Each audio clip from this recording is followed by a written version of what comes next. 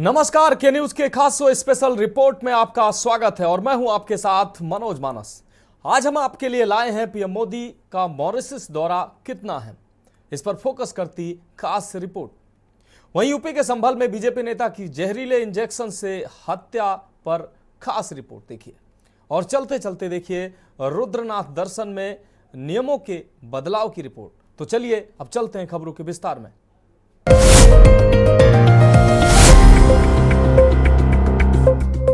तो special report में पहली अहम रिपोर्ट की बात करते हैं। भारत के प्रधानमंत्री नरेंद्र मोदी मंगलवार को 2 दिवसीय दौरे पर मॉरिशस पहुंचे।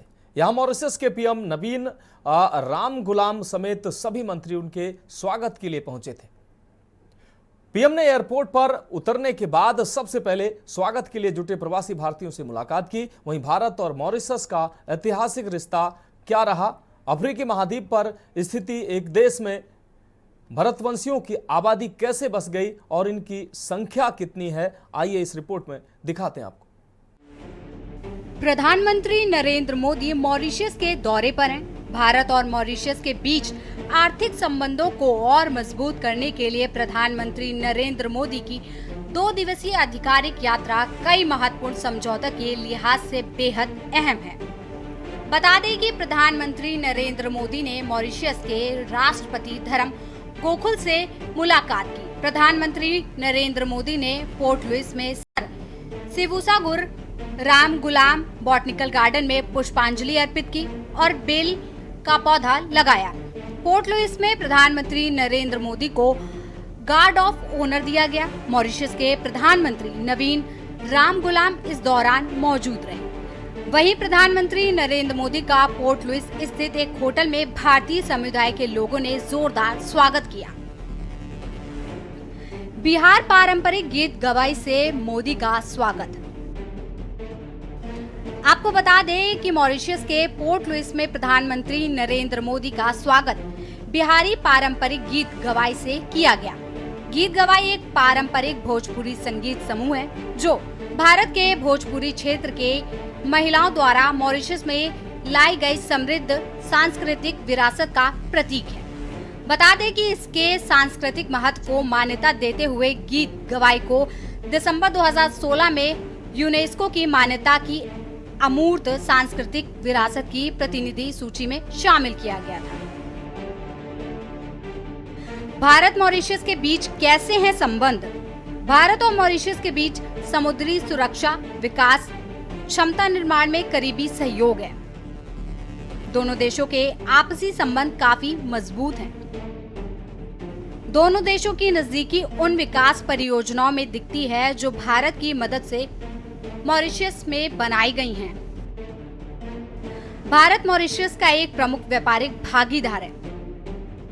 2023-24 में मॉरिशस सिंगापुर के बाद भारत में विदेशी निवेश का दूसरा सबसे बड़ा स्रोत है। दोनों देशों ने फरवरी 2021 में व्यापक आर्थिक सहयोग और साझेदारी समझौते पर हस्ताक्षर किए थे,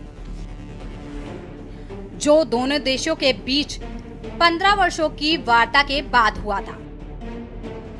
ये भारत और किसी अफ्रीकी देश के बीच पहला व्यापारिक समझौता था। मॉरिशस का क्या है इतिहास? बता दें कि मॉरिशस पूर्वी अफ्रीका में मौजूद एक देश है जो कि भारत हिंद महासागर के जरिए भारत से सीधे तौर पर जुड़ा है। लोकेशन के हिसाब से ये पश्चिमी हिंद महासागर से आता है। इसके चलते कूटनीतिक तौर पर ये भी देश भारत के लिए काफी अहम है। खास बात यह है कि मॉरिशस की पूरी आबादी में विकास और राजनीति के लिहाज से बिहार और बिहारियों की अहम भूमिका है। दरअसल इस देश में जब फ्रेंच और ब्रिटिश शासन के दौरान गिरमिटिया मजदूर भारत से लाए जा रहे थे तो उनमें एक बड़ा तबका बिहार से ही जुड़ा था। यहाँ तक कि मॉरिशस में स्वतंत्रता की लड़ाई लड़ने वाले और देश के पहले प्रधानमंत्री शिवसागर राम गुलाम खुद बिहार से मॉरिशस पहुँचे एक प्रवासी के बेटे थे। मौजूदा समय में उनके बेटे नवीन राम गुलाम मॉरिशस के प्रधानमंत्री हैं। मॉरिशस की जनसंख्या का आंकड़ा। मौजूदा समय में मॉरिशस की 12 लाख आबादी है। करीब 70% जनसंख्या भारतवंशियों की है। मॉरिशस में धर्मों की बात करें तो यहाँ हिंदू धर्म को मानने वाले करीब 48% लोग हैं। 32% ईसाई, 28% मुस्लिम और 1.6% अन्य धर्म के लोग हैं। राष्ट्र दिवस का महात्मा गांधी से क्या संबंध? मॉरिशस में प्रधानमंत्री मोदी जिस राष्ट्रीय दिवस समारोह में हिस्सा लेने गए उसका भारत के राष्ट्रपिता महात्मा गांधी से सीधा जुड़ाव है। दरअसल 1901 में जब महात्मा गांधी दक्षिण अफ्रीका में नस्लीय भेदभाव के खिलाफ सफलतापूर्वक आंदोलन कर के भारत लौट रहे थे, तब वे कुछ समय के लिए मॉरिशस में भी रुके थे। इस दौरान उन्होंने ब्रिटिश शासन वाले मॉरिशस में बसे भारत वंशियों से बात की थी और उन्होंने बदलाव के 3 संदेश दिए थे। इसके तहत गांधी ने भारतीयों को शिक्षा का महत्व, राजनीतिक सशक्तिकरण और भारत से जुड़े रहने का मंत्र दिया था। आजादी के बाद मॉरिशस में राजनीतिक बदलाव। बता दें कि भारत ने ब्रिटिश शासन से आजादी मिलने के बाद जिन देशों से राजनयिक रिश्ते शुरू किए उनमें मॉरिशस सबसे अहम रहा। दोनों देशों के संबंध 1948 में शुरू हुए थे। इसके बाद 1968 में जब मॉरिशस को ब्रिटिश शासन से आजादी मिली तब इस देश में 2 राजनीतिक परिवारों का उदय हुआ। इनमें एक राम गुलाम परिवार और दूसरा जुगनाथ परिवार रहा। स्पेशल डेस्क के न्यूज इंडिया। तो स्पेशल रिपोर्ट में अगली अहम रिपोर्ट की बात करते हैं। संभल में बीजेपी के वरिष्ठ नेता गुलफाम सिंह यादव की हत्या से पूरे इलाके में सनसनी का माहौल है। आपको बता दें कि जहरीला इंजेक्शन भोंककर हत्या की बात सामने आई है। बताया जा रहा है कि मोटरसाइकिल सवार 3 लोग उनके पास पहुंचे, बातचीत की और एक आरोपी ने उनके पेट में इंजेक्शन भोंक दिया। उसके बाद भागते आरोपियों का गुलफाम ने पीछा भी किया, लेकिन कुछ कदम चलने के बाद वे बेहोश होकर गिर पड़े और वहीं उनकी मौत हो गई। ये खास रिपोर्ट देखिए। संभल में बीजेपी नेता गुलफाम सिंह यादव की हत्या। पहले दुआ सलाम फिर काम तमाम। बाइक से आए, पैर छुए, फिर पेट में घोंप दिया जहरीला इंजेक्शन। हत्या के तरीके से सभी हैरत में, जांच पड़ताल में जुटी पुलिस। मौके से आरोपी का हेलमेट और एक निडल बरामद हुई। उत्तर प्रदेश का संभल जिला पिछले कुछ महीनों से चर्चा में है, कभी हिंसा की वजह से तो कभी मंदिर मस्जिद विवाद की वजह से, लेकिन इस बार जिले में ऐसी वारदात हुई जिससे राजनीतिक गलियारे से लेकर पुलिस प्रशासन में भी हड़कंप मच गया है। दरअसल बीते दिन यहाँ एक वरिष्ठ बीजेपी नेता की हत्या कर दी गई। हत्या जिस तरीके से की गई उसने पुलिस को भी हैरत में डाल दिया है। मृतक के परिजनों का कहना है कि रंजिश इस हत्याकांड को अंजाम दिया गया है। बहुत दूर से नियोजित किया हुआ एक कार्यक्रम है, उन्होंने घर में घुसकर हत्या करी है और उन्होंने मुझसे हत्या से पहले मुझे बता दिया था, अब मरने से पहले मुझे बता दिया था कि इन लोगों ने आए थे और मुझे इंजेक्शन लगाया गया पेट में जबरदस्ती पकड़ के। 3 लोग आए थे, 2 ने पकड़ा, एक ने इंजेक्शन लगाया था। क्या किसी से को आपकी पुरानी रंजिश है? किसको लेकर क्या? पुरानी भी रंजिश है हमारी और इस समय बिलासपुर में उपचुनाव के हेतु वो चल रहा था, इस मामले में ये भी रंजिश है। तो क्या आपने प्रार्थना पत्र दिया है? किसी के नामदर्द दिया है या अज्ञात में दिया है? नामदर्द दिए हैं। क्या लोग हैं उसमें? 6 लोग हैं। जिसने भी ये निर्मम हत्या हमारे आदरणीय बाबूजी की है, आप निश्चिंत रहो, उनका ऐसा इलाज किया जाएगा। उन्होंने हत्या का तरीका भले ही कोई भी अपनाया हो, कानून से ऊपर नहीं है। उन्होंने भले ही ये समझा हो कि जो तरीका हम अपना रहे हैं वो कानून की पकड़ से दूर है, लेकिन आप निश्चिंत रहो, कार्रवाई ऐसी होगी कि उनकी पुश्तें याद रखेंगी। और मैं, क्योंकि मेरे बाबूजी संरक्षक थे, उनका आशीर्वाद सदा मेरे पर बना रहता था। पूरी भारतीय जनता पार्टी परिवार आज स्तब्ध है। हम पूरी तरह अपने भाई के साथ, अपने परिवार के साथ खड़े हैं और दोषियों के विरुद्ध कड़ी से कड़ी कार्रवाई होगी, ये मैं आपको विश्वास करता हूँ। अदिति, कोई आपकी तरफ से पुलिस को भी कोई प्रार्थना पत्र परिवार की तरफ से दिया गया है? हाँ, एक FIR की अभी हमने प्रार्थना पत्र दिया है और FIR दर्ज हो रही है। जो भी दोषी होंगे 100% वो किसी भी कीमत पर बख्शे नहीं जाएंगे। परिवार की बात हुई है क्या पुलिस की तरफ से, जो कि कोई आश्वासन दिया गया है, कुछ बात हुई? हाँ, वो लगातार बात हो रही है, कहीं कोई परेशानी नहीं है। हमारे कप्तान साहब भी, पूरा प्रशासन साथ है। कल भी कप्तान साहब ने गाँव का निरीक्षण किया था, सारी चीजों की जाँच हुई है और जो अभी प्रार्थना पत्र हमारे द्वारा दिया गया है उसे अभी FIR दर्ज की जा रही है। आपको बता दें कि गुलफाम सिंह यादव अपने घर के पास बैठे थे, तभी बाइक सवार 3 युवक अचानक उनके पास आए और उनसे जबरदस्ती बातचीत करने लगे। इससे पहले कि वे कुछ समझ पाते, हमलावरों ने उनके जहर का इंजेक्शन लगा दिया और मौके से फरार हो गए। कौन थे गुलफाम सिंह यादव? गुलफाम सिंह 2004 में गुन्नौर विधानसभा उपचुनाव में मुलायम सिंह यादव के खिलाफ बीजेपी नेता थे। वो आरएसएस के जिला कार्यवाह थे। बीजेपी जिला महामंत्री और पश्चिमी यूपी के बीजेपी उपाध्यक्ष भी रह चुके हैं। उनके बड़े बेटे दिव्य प्रकाश संभल जिले के जनाबाई ब्लॉक के ब्लॉक प्रमुख रह चुके हैं। गुलफाम सिंह का लंबा राजनीतिक इतिहास रहा है। बता दें कि घटना संभल के दबथरा गांव की है, जहां दिन दहाड़े बीजेपी नेता गुलफाम सिंह यादव की जहरीला इंजेक्शन देकर हत्या को लेकर पूरे इलाके में सनसनी है। बता दें कि आनन फानन परिजन तुरंत गुलफाम को गुन्नौर सामुदायिक स्वास्थ्य केंद्र ले गए, लेकिन हालत गंभीर होने पर उन्हें अलीगढ़ रेफर किया गया, लेकिन रास्ते में ही उन्होंने दम तोड़ दिया। बीजेपी नेता की हत्या की सूचना मिलते ही पुलिस प्रशासन के हाथ पांव फूल गए। फौरन पुलिस बल घटनास्थल पहुंच गया। अलीगढ़ में शव का पोस्टमार्टम कराया गया, साथ ही आरोपियों की धरपकड़ शुरू कर दी गई है। इस घटना से दबथरा गांव में सन्नाटा पसरा हुआ है। गुलफाम सिंह के समर्थकों में शोक की लहर है, वहीं परिजनों का रो रो कर बुरा हाल है। फिलहाल पुलिस और फॉरेंसिक टीम ने घटनास्थल का निरीक्षण किया है। फिंगरप्रिंट सहित अन्य साक्ष्यों को कलेक्ट किया गया है। बताया जा रहा है कि मौके से आरोपी का हेलमेट और एक निडल बरामद हुई है। अधिकारी जल्द खुलासा करने की बात कह रहे हैं। विसरा सुरक्षित कर लिया गया है। पुलिस की आधा दर्जन से अधिक टीमें राजफास में जुटी है। जुनावी थाना क्षेत्र के दबथरा मंजर गांव में एक व्यक्ति की संदिग्ध मौत हुई है, क्या मामला है? जनपद संभल के थाना जनाबाई के दबथरा गांव में आज 1:30 बजे के आसपास पुलिस को सूचना मिली कि यहाँ के गांव के प्रधान हैं, उनको किसी ने इंजेक्शन मार दिया है और इंजेक्शन मार के वो लोग भाग गए हैं। पुलिस द्वारा तुरंत मौके का मुआयना किया गया और उनको यहाँ पे नज़दीकी अस्पताल पहुँचाया गया। वहाँ से अलीगढ़ मेडिकल कॉलेज रेफ़र किया गया, जहाँ उनकी दुखद मृत्यु हो चुकी है।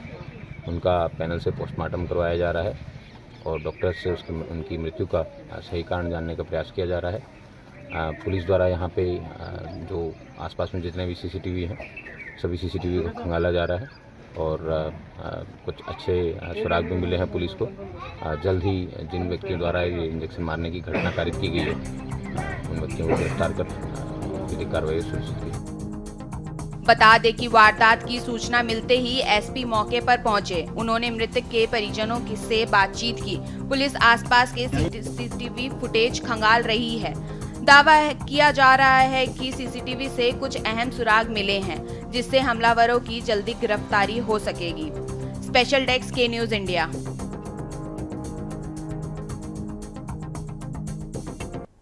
तो स्पेशल रिपोर्ट में वक्त एक ब्रेक का है। ब्रेक के बाद जल्द हाजिर होंगे।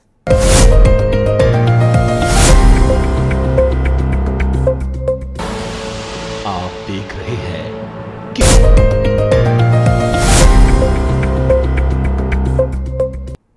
ब्रेक के बाद स्पेशल रिपोर्ट में एक बार फिर से आपका स्वागत है। अब रुक करते हैं अगली अहम रिपोर्ट का। यूं तो मई के महीने में जब रुद्रनाथ के कपाट खुलते हैं तभी से यहां से यात्रा शुरू हो जाती है, लेकिन अगस्त सितंबर के महीने में यहां खिले फूलों से लकतक घाटियां लोगों का मन मोह लेती हैं। ये महीने ट्रैकिंग के शौकीनों के लिए सबसे उपयुक्त हैं। आपको बता दें कि अब रुद्रनाथ दर्शन के लिए ऑनलाइन पंजीकरण जरूरी होगा। ये खास रिपोर्ट देखिए। रुद्रनाथ दर्शन में नियमों का बदलाव। रुद्रनाथ दर्शन के लिए ऑनलाइन रजिस्ट्रेशन होगा जरूरी। केदारनाथ वन्यजीव अभयारण्य में घूमने के लिए भी ऑनलाइन पंजीकरण कराना होगा। इस बार इको विकास समिति के माध्यम से रुद्रनाथ पैदल यात्रा का करवाया जाएगा संचालन। यात्रा मार्ग पर आवास के लिए अस्थायी टेंट और भोजन से जुड़ी सुविधाएं होंगी। ईडीसी के माध्यम से उपलब्ध करवाई जाएंगी सुविधाएं, शुल्क निर्धारित किया जाएगा। रुद्रनाथ की यात्रा एक परम आनंद का अनुभव है। ये पंच केदार की श्रेणी में आता है क्योंकि दुनिया में 5 मंदिर स्थापित हैं और भगवान शिव को समर्पित हैं। ये मंदिर गढ़वाल क्षेत्र में लगभग 11,800 फीट की ऊंचाई पर स्थित है। रुद्रनाथ ट्रैक अपने आप में रोमांच की भावना के साथ साथ प्रकृति की पारलौकिक संवेदनाओं का आनंद लेने का एक अवसर है। बता दें कि रुद्रनाथ की यात्रा सागर गाँव या मंडल से शुरू होती है और लगभग 20 से 22 किलोमीटर की यात्रा करती है। ये हिमालय की ऊंची पहाड़ियों का एक शानदार संयोजन है जिसमें पहाड़ियां, झरने, जंगल और विविध वन्य जीव शामिल हैं। साथ ही गिलहरी और बंदर भी लोगों का मनोरंजन करते हैं। सुरम्य परिदृश्य और शांत वातावरण इस ट्रैक के हर कदम को एक यादगार अनुभव बनाते हैं। रुद्रनाथ में शिव के मुख की होती है पूजा। रुद्रनाथ पंचकेदार श्रृंखला के सबसे सुंदर स्थानों में से एक है। केदारनाथ कस्तूरी मृग अभयारण्य के अंतर्गत स्थित रुद्रनाथ मंदिर में हर साल देश के अलग अलग कोनों से रुद्रनाथ के दर्शनों को बड़ी संख्या में श्रद्धालु और पर्यटक पहुंचते हैं। यहाँ गुफा में बने मंदिर में भगवान शिव के मुख की पूजा होती है। नेपाल में पशुपतिनाथ की तरह यहाँ भगवान शिव के रुद्र रूप में मुख की पूजा होती है। रुद्रनाथ ट्रैक पर क्या खास? पवित्र रुद्रनाथ मंदिर चोटी पर एक मंदिर जिसे ट्रैकिंग करने वाला हर तीर्थयात्री देखने आता है। हिमालय का भौगोलिक दृश्य, नंदा देवी, त्रिशूल और चौखंबा पर्वत की खूबसूरत चोटियों का अनुभव कर सकते हैं। घास का मैदान और वनपथ, कई अल्पाइन घास के मैदान, रोडोडेंड्रोन, ओक और देवदार के पेड़ों की बाहुलता, तैरने योग्य मीठे पानी की धाराएं और झरने जो तरोताजा मूड बनाए रखने में मददगार।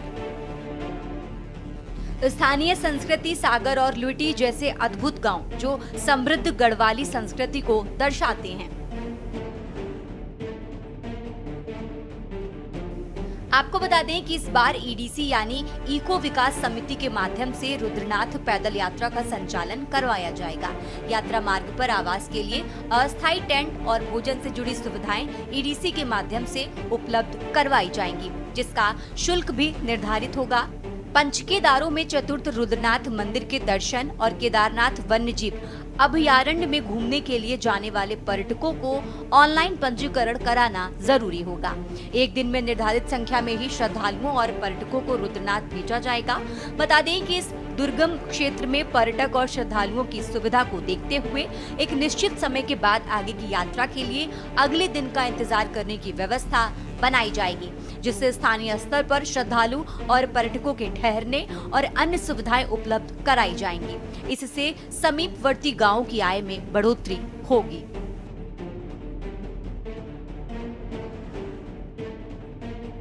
अस्थायी टेंट लगाने के लिए स्थान चिन्हित। जैसा कि हमने बताया कि रुद्रनाथ पैदल यात्रा मार्ग पर आवास के लिए अस्थायी टेंट और भोजन से जुड़ी सुविधाएं ईडीसी के माध्यम से उपलब्ध करवाई जाएंगी, जिसका शुल्क भी निर्धारित किया जाएगा। फिलहाल जानकारी ये मिल रही है कि सिरोली और गंगोल गांव की ईडीसी ने यात्रा संचालन के लिए अपनी कार्य योजना केदारनाथ वन्यजीव प्रभाग को सौंप दी है, जबकि सगर और कुंजो मैकॉट गांव की ओर से इसकी तैयारी की जा रही है। श्रद्धालु सिरोली, सगर, गंगोल गांव, कुंजो मैकॉट और ठुमक गांव से रुद्रनाथ और केदारनाथ वन्यजीव अभयारण्य की यात्रा कर सकेंगे। इन गांवों के ईडीसी को यात्रा काल के लिए अस्थायी आवास के लिए वन क्षेत्र में अस्थायी टेंट लगाने के लिए स्थान चिन्हित किए जा रहे हैं। मिलेगी प्रशिक्षित गाइड की सुविधा। बता दें कि रुद्रनाथ यात्रा पर आने वाले श्रद्धालुओं और पर्यटकों को प्रशिक्षित गाइड की सुविधा भी मिलेगी। इसके लिए केदारनाथ वन्यजीव प्रभाग की ओर से पहले चरण में 30 से ज्यादा युवाओं को नेचर गाइड का प्रशिक्षण दे दिया गया है। इनको स्थानीय वनस्पति, वन्यजीव और खासतौर पर आसपास के पक्षियों के संसार के बारे में जानकारी दी गई है। कुल मिलाकर आपको बता दें कि रुद्रनाथ पैदल यात्रा को रोचक और सुविधा संपन्न बनाने की योजना है। ग्रामीणों को यात्रा के जरिए अधिक से अधिक लाभ दिलाया जाए। ईडीसी की ओर से गांव में होम स्टे का निर्माण करवाने की योजना है। स्पेशल डेस्क के न्यूज इंडिया। तो स्पेशल रिपोर्ट में आज के लिए मेरे साथ इतना ही। मुझे दीजिए इजाजत और आप देखते रहिए के न्यूज इंडिया।